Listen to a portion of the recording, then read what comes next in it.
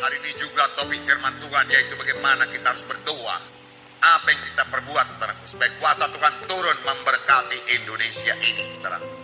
Kita melihat satu contoh mengenai Israel. Israel pada zaman Raja Ahab.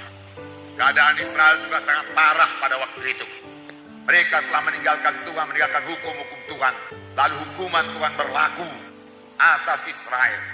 Firman Tuhan berkata, saudaraku, bahwasanya hujan tidak turun selama 3 tahun lamanya dalam negeri tersebut. Kekeringan berlaku dalam negeri tersebut. Karena tahu pada zaman itu, saudaraku, mereka sangat bergantung pada pertanian. Dan kita membaca pada waktu itu, saudaraku, ada seorang janda, ini hanya satu contoh saja, saudara, untuk bisa menggambarkan keadaan pada zaman itu. Janda di Sarfat, yang hanya memiliki sedikit tepung dalam tempayan dan sedikit minyak dalam buli-buli. Dia dengan anaknya mencari kayu api, kemudian dia bermaksud, saudaraku, memasak kue yang sepotong itu, lalu mereka makan dengan anaknya, lalu mereka mati. Demikianlah parahnya keadaan pada waktu itu. Setelah 3 tahun kekeringan, saudara. Termasuk keadaan pribadi kita masing-masing, saudaraku. Kalau keadaan kita sudah parah, boleh jadi timpa penyakit, kesusahan, kekurangan, dan lain sebagainya, persoalan, saudara, mari kita lihat akar persoalan itu. Dan bertobat dari segala dosa, kemudian berdoa dengan sungguh-sungguh kepada Tuhan. Bertobat dan berdoa dengan sungguh-sungguh.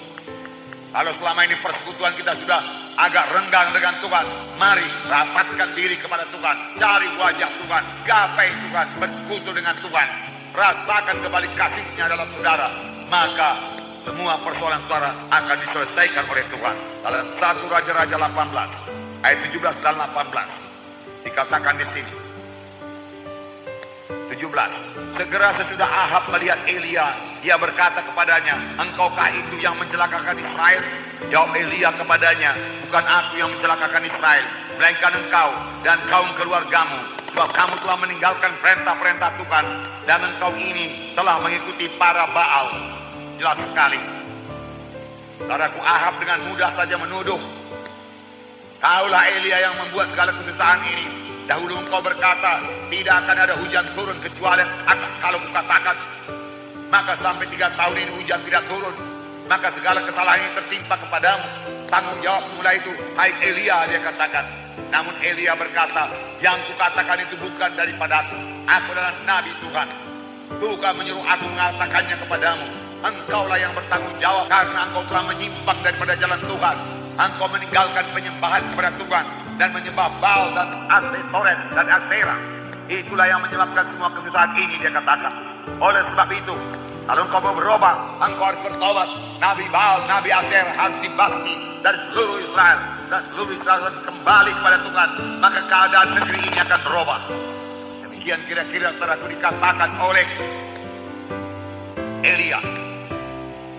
Nah, lalu apakah mereka perbuat, saudaraku? Dosa memang harus diselesaikan. Israel harus bertobat supaya nasibnya berubah. Nah, saudaraku, lalu apa yang terjadi, saudaraku? Ada 850 Nabi Baal dan Nabi Aserah. 1 Raja 18 ayat 19. Sebab itu suruhlah mereka mengumpulkan seluruh Israel ke Gunung Karmel. Juga nabi-nabi Baal yang 450 orang dan nabi-nabi Aserah yang 400 itu yang mendapat makanan dari meja istana Izebel. Rupanya Izebel memberi makan pada 850 orang nabi-nabi Baal dan nabi Aserah. Nah, sedangkan nabi-nabi Tuhan ditinggalkan telantar, makan dari burung gagak, memberi dia makan di tepi sungai Kerit dia minum, dan ketika sungai Kerit kering, lalu Tuhan menyuruh seorang janda yang hanya mempunyai sepotong roti saja lagi untuk memberi makan Nabi Elia. Namun Nabi Elia terus hidup dan janda itu juga hidup karena mukjizat Tuhan masih berlangsung. Amin. Sampai sekarang juga mukjizat Tuhan masih berlangsung. Amin. Tepung tidak habis-habis, minyak tidak habis-habis, sampai Tuhan menurunkan hujan ke atas muka bumi ini. Janji Tuhan waktu itu.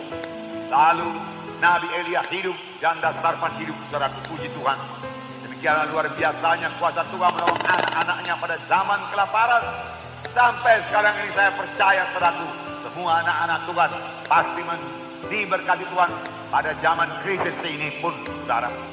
Kemudian Elia berkata, ia menyusun kayu api, memotong lembu.